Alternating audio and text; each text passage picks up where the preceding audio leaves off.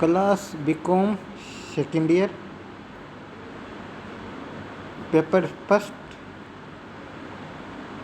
Banker और ग्राहक की परिभाषा तथा बैंक तथा ग्राहक के सामान्य एवं विशिष्ट संबंध आज का टॉपिक। बैंकर की परिभाषा बैंकर से आशय उस संस्था से लगाया जाता है जो मुद्रा का व्यवसाय करती है, जो अपने ग्राहकों के धन को जमा पर प्राप्त करती है तो मांगने पर भुगतान, ऋण सुविधा तथा अन्य सेवाएं प्रदान करती है। दूसरा, भारतीय विनिमय साध्य विधेयक अधिनियम 1881 के अनुसार बैंकर के अंतर्गत बैंकिंग का कार्य करने वाला प्रत्येक व्यक्ति, संस्था तथा प्रत्येक डाकघर बचत बैंक सम्मिलित है। अब ग्राहक का अर्थ, सामान्य तौर पर कोई भी व्यक्ति अथवा संस्था बैंक का ग्राहक माना जाता है जिसका उस बैंक में खाता होता है और उसका बैंक से नियमित व्यवहार होता है। आधुनिक विचारधारा के अनुसार जो कोई व्यक्ति अथवा संस्था बैंक में अपने नाम से खाता खोलता है त्यों ही वह उसका ग्राहक बन जाता है, चाहे उसका बैंक से व्यवहार नियमित अथवा अनियमित हो। सेंट्रल बैंक ऑफ इंडिया बनाम वी गोपीनाथ एवं अन्य विवाद के निर्णय में यह दिया गया कि बैंकिंग व्यवसाय में वह व्यक्ति ग्राहक है जिसका धन बैंक द्वारा इस आधार पर स्वीकार किया जाता है कि बैंक उसके खाते में जमा धनराशि की मात्रा तथा धन वापसी करेगा, चाहे उसका बैंक के साथ संबंध अकाल्पनिक हो अथवा दीर्घावधि का हो। डॉक्टर हार्ट के अनुसार एक ग्राहक वह है जिसका बैंकर के पास कोई खाता हो या जिसके लिए कोई बैंकर स्वभावतः बैंकर के रूप में कार्य करने का दायित्व अपने ऊपर लेता है।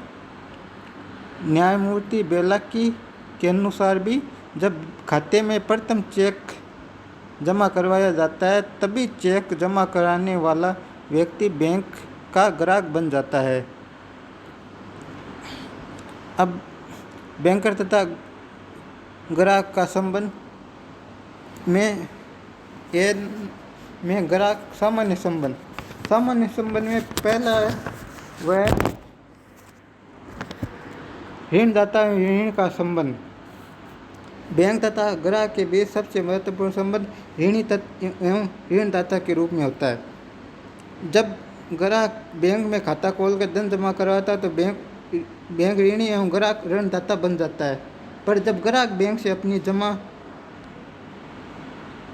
से अधिक धन निकलवाता है तो ग्राहक ऋणी एवं बैंक ऋणदाता का रूप धारण कर लेता है। बैंकर एवं ग्राहक के बीच ऐसी स्थिति में बैंकर न कोई अभिकर्ता न कोई दलाल वरन वह एक ऋणी होता है।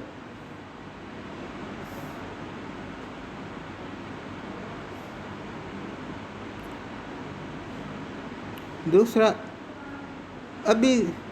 अभिकर्ता के रूप में संबंध।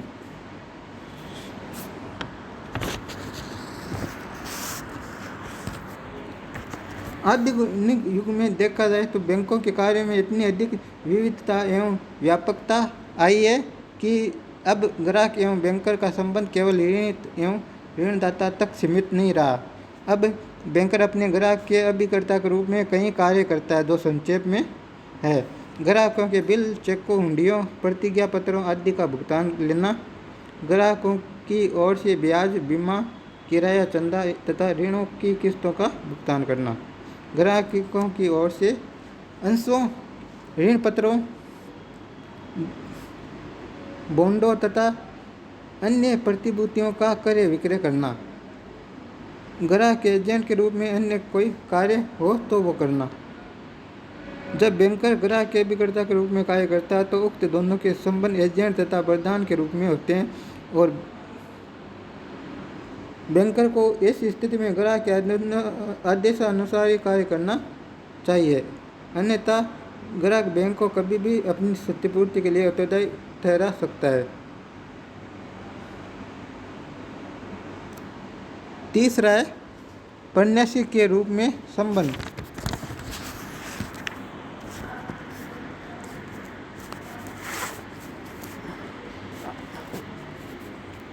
प्रन्यासी के रूप में बैंकर तथा ग्राहक का संबंध।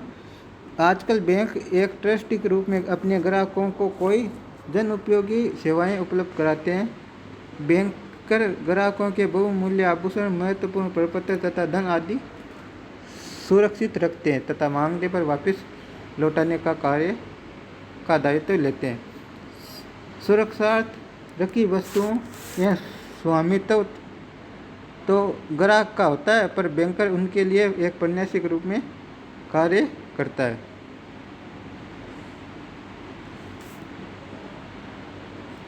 फिर है परामर्शदाता के रूप में संबंध। बैंकिंग व्यवसाय की जटिलताओं एवं वित्तीय मामलों की विशिष्टता के कारण आधुनिक बैंक अपने ग्राहकों के लिए परामर्शदाता के रूप में भी कार्य करते हैं। बहुत से बड़े बैंक अपने ग्राहकों को परामर्श देने के लिए एक अलग परामर्श प्रकोष्ठ की भी स्थापना करते हैं।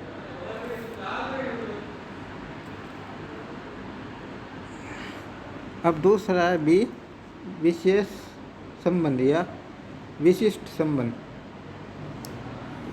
इसमें बैंकर के अधिकार है गणना अधिकार, भुगतान नियोजन का अधिकार, समायोजन तथा अथवा प्रतिसाद का अधिकार, ब्याज कमीशन एवं अन्य आकस्मिक प्रभार का अधिकार, परिसीमा अवधि के अधिकार।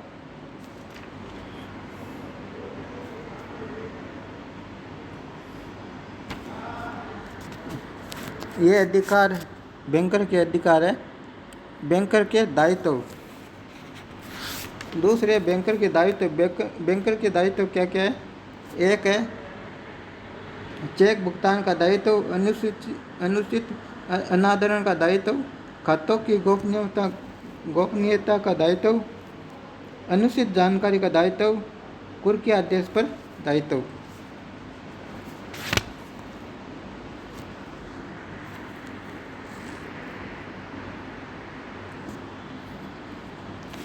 बैंकर के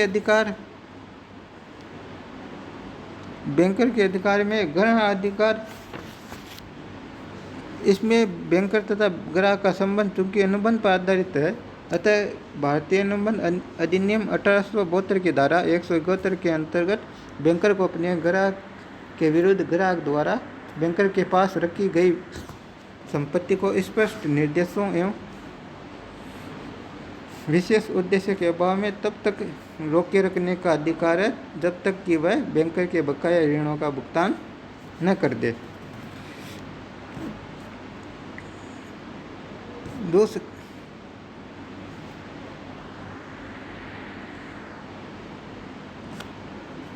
इसमें दो रूप है ग्रहण अधिकार के। सामान्य ग्रहण अधिकार भारतीय अनुबंध अधिनियम 1872 की धारा 171 के अनुसार बैंकर को ग्राहक के विरुद्ध सामान्य ग्रहण अधिकार प्राप्त है जब तक। दूसरा विशिष्ट ग्रहण अधिकार। बैंकर को विशिष्ट ग्रहण अधिकार तब प्राप्त होता है जब बैंकर ने अपने पास रखी संपत्ति को प्राप्त करने में धन लगाया हो अथवा उस संपत्ति को प्राप्त करने में कोई विशेष कार्य किया हो।